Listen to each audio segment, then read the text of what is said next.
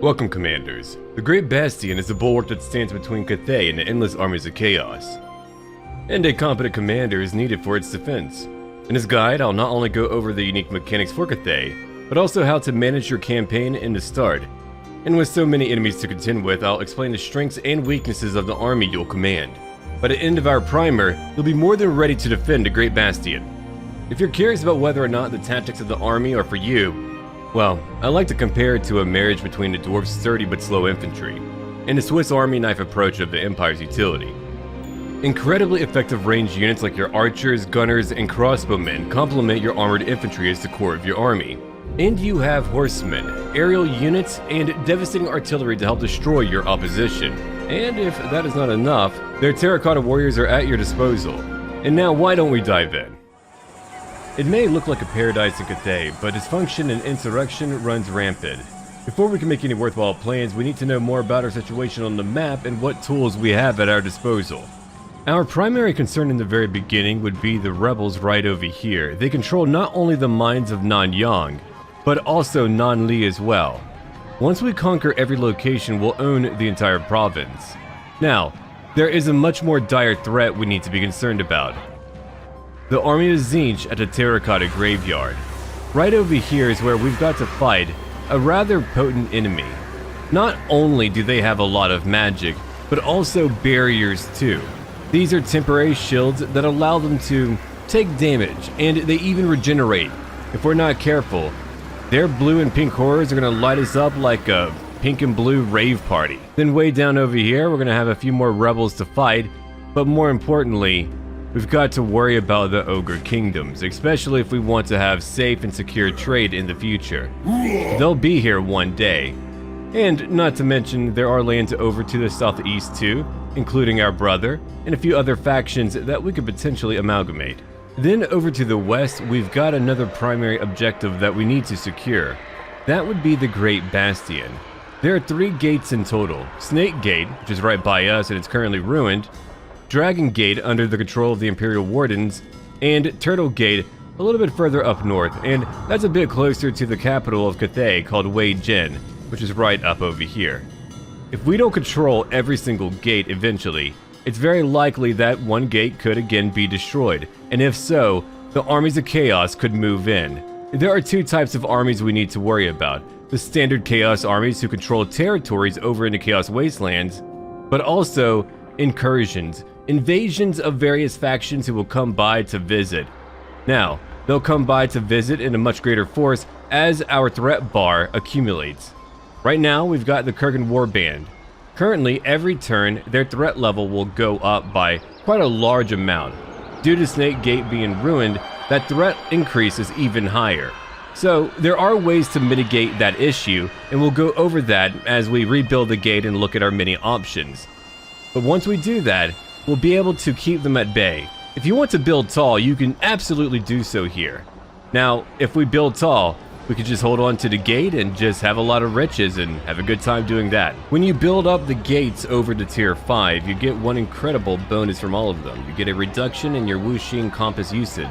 We use our hotkey 0 to bring up our Xing Compass, the expensive antique tool used by the Dragon Emperor to harness the winds of magic. It also confers incredibly powerful bonuses too. 3 of our options here have bars, which increase in potency over time and give you even more benefits as they grow in power. However, they can only grow whenever you set the compass in its direction. Whenever it's not set in any one direction for one of these options, they will decrease over time until you have no benefit at all. Now, there's also active benefits too. So let's say I turn my compass over to the Great Bastion. I would get a 2% reduction in threat for my Great Bastion threat. Our recruitment cost would go down by 10% per region in Cathay for local armies. And also, I would get Celestial Intervention, a great way to hurl your divine wrath at your enemies. Over here, we've got Celestial Lake, which is my second favorite pick. The Great Bastion would be my first one just for a bit of replenishment in the early game, but having extra growth is very powerful. So we get +3 growth per region in Cathay. As you can see here, they're really promoting the idea of you uniting our people. And when it's active, you get 15% more income from all buildings, and also more winds of magic, or at least a chance of getting more winds of magic. maybe not the ideal option whenever you're fighting an army of Tzeentch. Down over here, you've got the Dragon Emperor's Wrath. Now, currently, we've got what? +2 to control per region in Cathay. If you're having a few issues with controlling your people, you can use his Wrath to kind of kowtow them. Then, once the bar fully fills up, you can use what's called, as the name denotes here, the Dragon Emperor's Wrath, which means anyone outside of the wall is going to have a bad day. Then finally, we've got the Warpstone Desert. And it has no bar, but it does have active effects, and it's rather important too. So over here, the Winds of Magic will steadily decrease in strength, corruption will go down by 4 per region in Cathay, and finally, leadership goes down too. So if you've got a bunch of invaders and they're really messing up your lands, the Warpstone Desert can help you out. Now for one of my favorite additions to the game and a unique mechanic for Cathay, the Ivory Road, our connective link to the west, where we can sell our wares and gain incredibly rare artifacts. We're going to learn all about active income, where we can become the Daddy Warbucks of Cathay. You've got a button right over here that looks like a wagon on the bottom right to reach the Ivory Road, or the hotkey 9. Now, the more money that you spend on your cargo, the more money you'll be able to make at your end destination. You've got many areas that you're able to arrive at, but some of them take more time than other ones. Also, you've got to consider what enemies you might have along that pathway. In my case, I would like to go to Erengrad.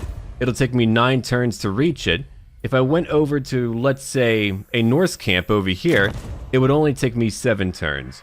So it's really up to you to decide, do I need all that money right now, or could I wait a bit longer? In my case, I feel like I'll be able to wait a bit longer. 4,899 gold. There we go. So I've got my caravan led by Xuan Liang. He's got quite a few men, and he's able to get more men over time depending on what events pop up on our journey.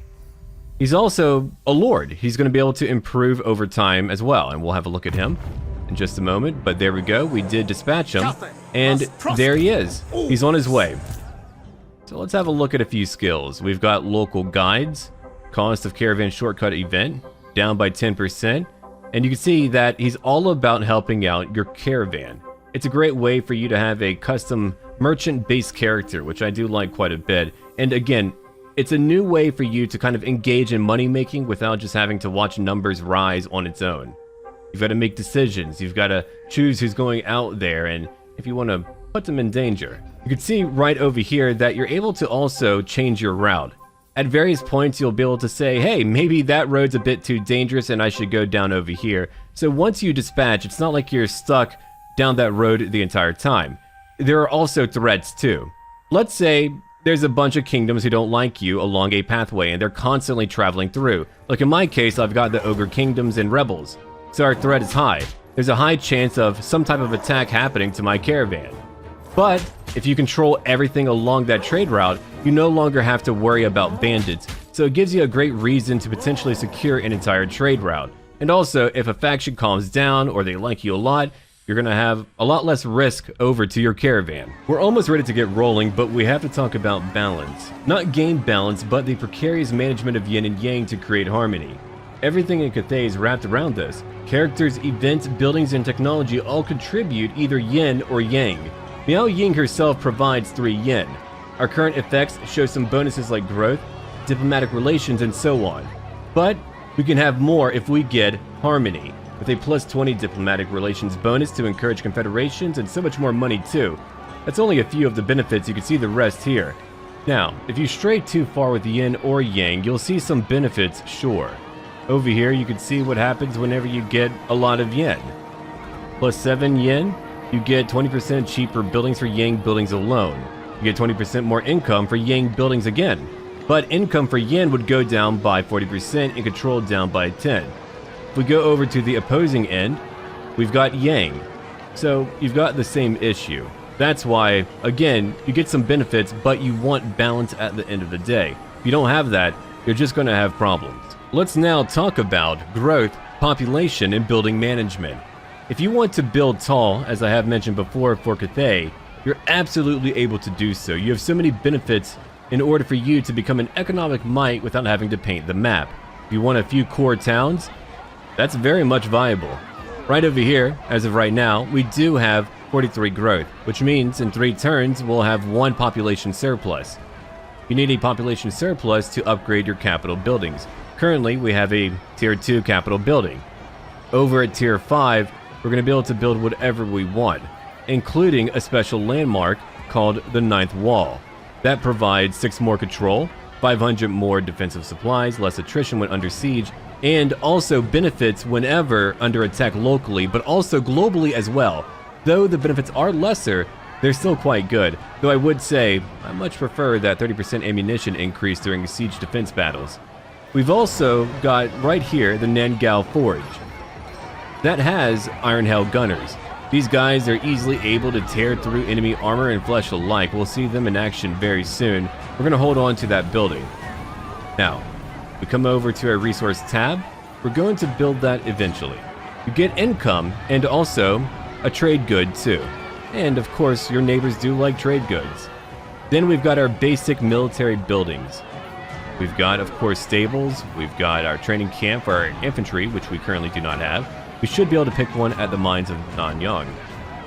Then our Nangao Forge. We want to get to Tier 3 quickly because if we do that, we'll be able to pick up a Grand Cannon and also Crane Gunners. That's going to be my early game goal.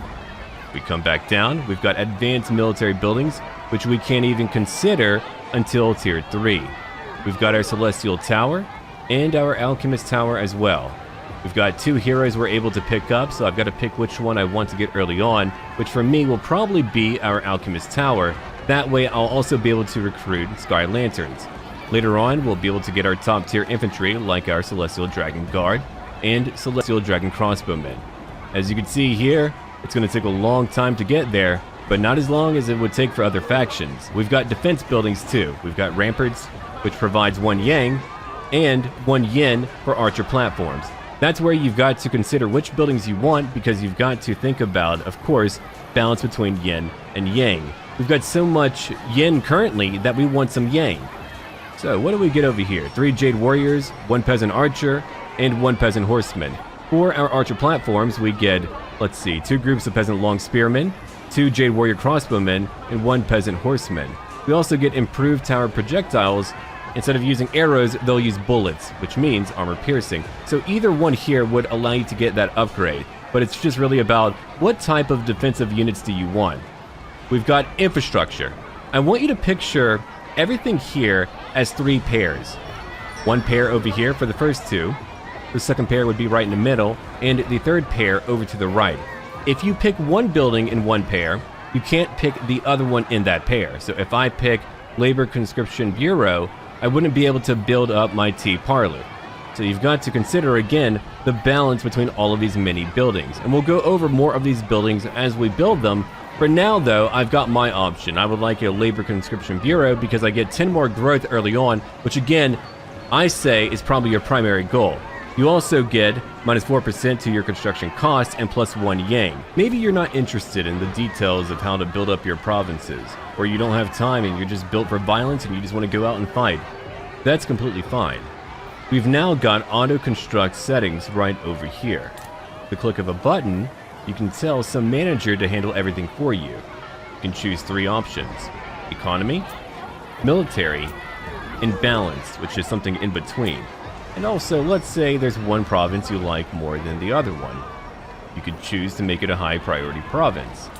Now, if you're wondering, how does it know how much money to spend? Well, let's come over here to our treasury. We're able to set a budget. I'm going to set it to 100%, but I'm also not going to use it for right now. It's also a good time to point out all the details that you're able to see over here. We have no trade partners currently, but we'll get some soon. Yeah, it's all about your expenses, all of your bills that you're having to pay, but also about what income you're bringing in. I'm not going to use it, as I said. We're about to attack our first enemy. The scroll above his head lets you know that he's a target of a mission. You can choose to pin or unpin these missions where they're neatly filed on the right-hand side of the screen. And heck, if you don't want to do the mission, you can toss it into the trash. Maybe the Dragon Emperor is saying, hey, bring me some eggs, and you don't want to do it. Missions will provide a sort of general guideline for what you want to focus on early on. They're also a massive source of early game income and are also quite valuable for other reasons too. Like in our case, we would get a free hero, an Astromancer. And unlike the previous two games, missions are a lot better across the board now. So as they pop up, they'll actually be pertinent to things that you might want to do around your current starting zone. Now it's time for our first battle. We're going to cover vital information on how to utilize your starting army that you get with Miao Ying. Now is a good time as any to talk about battle harmony. When a Yang melee and a Yin ranged unit are in proximity, they get what's called battle harmony. Yang units get +6 leadership and melee defense. Yin units get +14 reload skill and +7 leadership. Leaders like Miao Ying can amplify battle harmony. In fact, she adds 100% to its effects. Now, should you focus on getting battle harmony enabled each and every time? It's all contextual, but here's my take. If it's to the detriment of your tactical maneuvers, don't worry about it. And if you really care that much, you can use Peasants as a cheap, easy way to stay close to your ranged units or vice versa. Let's start with our legendary lord, Miao Ying, Storm Dragon and Fashion Icon. She is a spellcaster with access to powerful healing spells like Earthblood and Regrowth. We have Earthblood right now.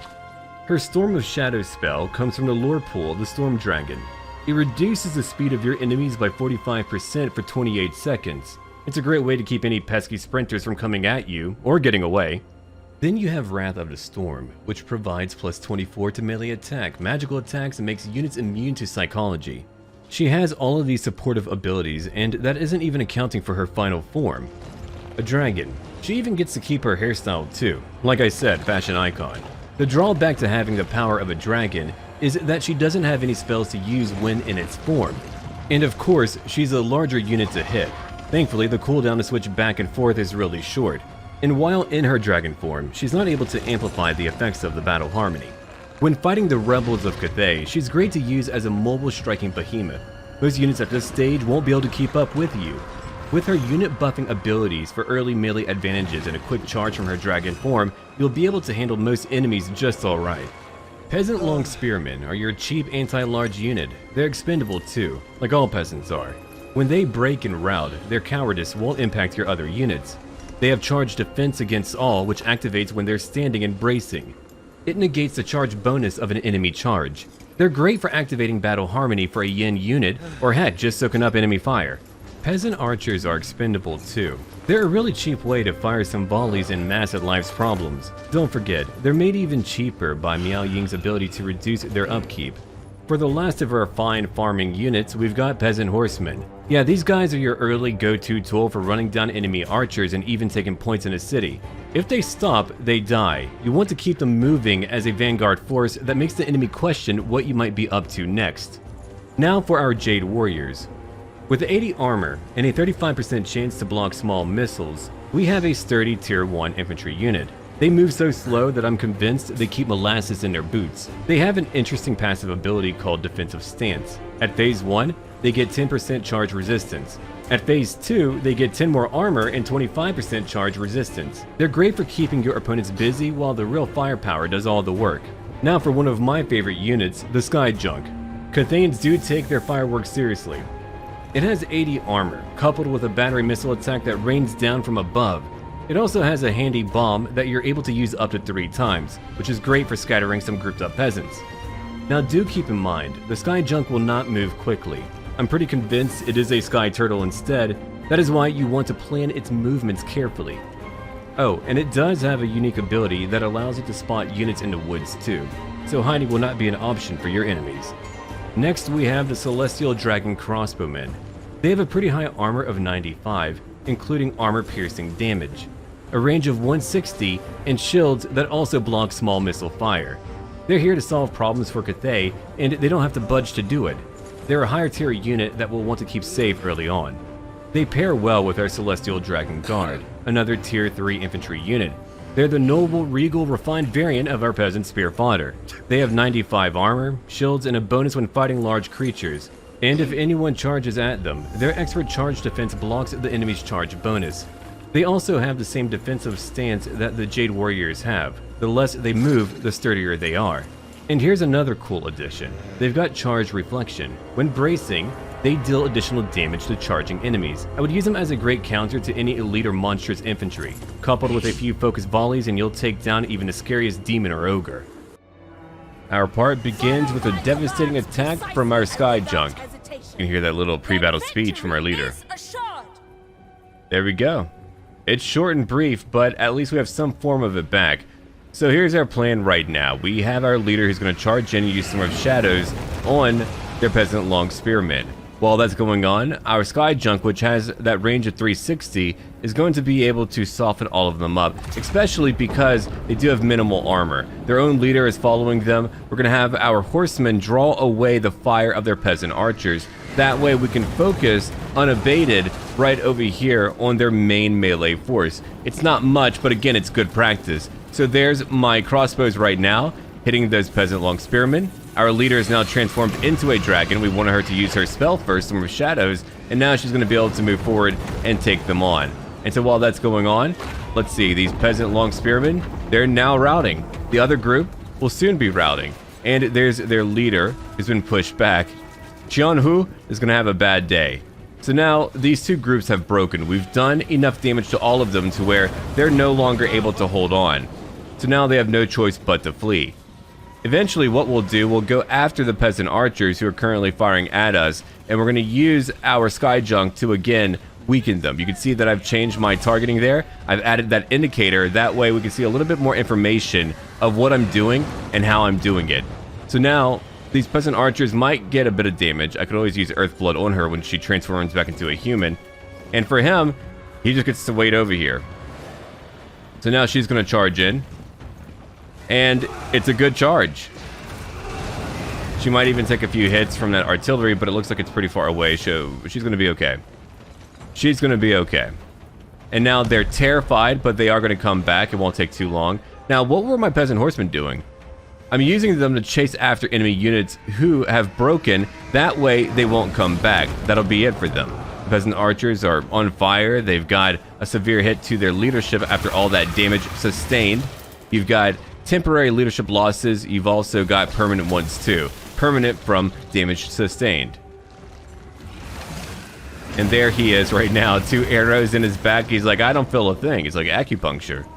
So now that we've taken out another group of peasant archers, we could have our horsemen come over here and really break them apart, which is what they're doing right now. They have over 40 kills. They're wiping out what's left of these poor archers. But then again, they did choose the wrong side. There's their animation getting into combat. And while he's going to break, I'm going to bring up my own archers and we're just going to execute him. That's my plan. He's running forward a bit. We could always transform into a different form if we wanted to, just to slow him down. He's only got 20 armor, so it's good to keep in mind that a lot of what we have over here is lightly armored, and you should probably be careful because of that. And see, right now, she's using Earthblood to heal back up. We don't need to worry about her health very much. And so, let's finish up by watching his execution. It's over. Oh man, it's like that scene in that Jet Li movie where he's at the gate and facing all the different archers and they just unleash on him. I believe it was called Hero, if I have it right. And it's over. We've won our first battle. Now that was a devastating battle for them, not for me. I had a great time. 852 gold gained. We're about to be rank 2. And I've got a few options here. I could kill them and gain more leadership. I could get some replenishment. Or I could take some money. It's only 215. The only issue is our replenishment will go down by 5%. For right now, I'm going to take my leadership. Because if we can, we'll go after that town nearby. We'll have to see if we can make it there. Only Miao Ying took some damage. And now we're going to be able to have that new hero join us in a turn. There we go. 500 more gold if I send my hero to join my army too. 1500 gold for just doing what I want to. And if I recruit 2 new units, another 1000 gold. Like I said before, missions are great. They're really good. So we can't quite reach the mines of Nanyang. That's okay, we can wait here for 1 turn. For now, I'm going to pick up 1 group of peasant archers and a group of Iron Hell gunners too. That also gives a turn for my hero to come join us. We want him to. I could have him go out there and use an agent action, but we'll just let him join our army for now. Let's have a look at his magic real quick. An Astromancer, he's all about the heavens. We get +1 Yang, which is what we need too. That's pretty handy, so now we only need 2 more Yang. So we've got Harmonic Convergence, some spells that you'll know about if you played the previous title, so I'm not going to go into detail here, and some pretty basic campaign abilities too, like Scouting. But later, at rank 18, he'll be able to use a Xing War Compass mount. Oh, that's going to be interesting.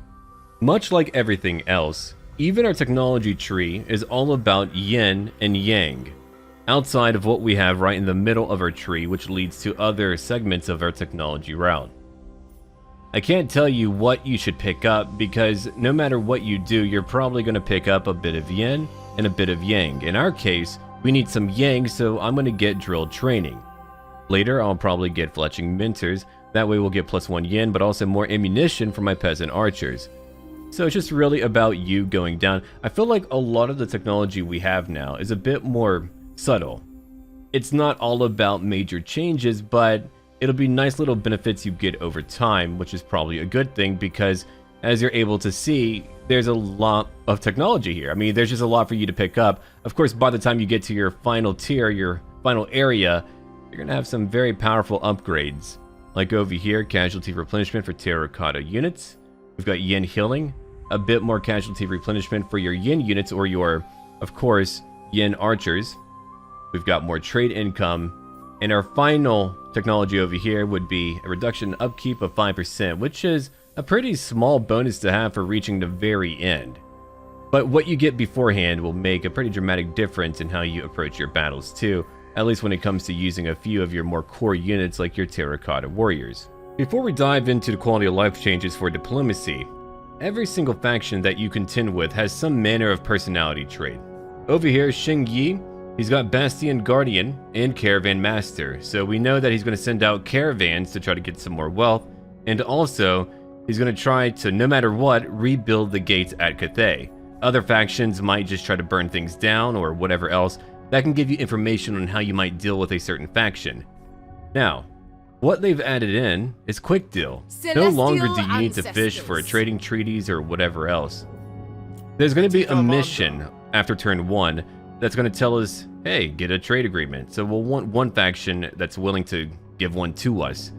So we'll save one trade agreement, but we'll pick one up right now. We already have a non-aggression pact. And on the right-hand side, you're able to see your deal chance. Even if it's not green and positive, it should still be likely for you to pick one up if you sweeten the deal by adding some gold or maybe even some territory, because you can trade territory now. And you can click all of your different options to see what chance you have at some deal actually occurring. Back over here real quick. Alright, I would like military access, and that should do it for me. We can click on balance offer, and it looks like they're willing to pay 782 gold. Great. That means a bit more money for me. Perfect. I don't want to hold on to every bit of land, so I'll probably trade a bit later too. Now, we're not going to get our trade agreement, like I said before. We want to save it, but we shall pick up a non-aggression pact and military access too. These are friends close by who can help us out. They're actually right over here controlling Dragon Gate, and they have some territory over to the west of Snake Gate, which they probably won't hold on to for too long.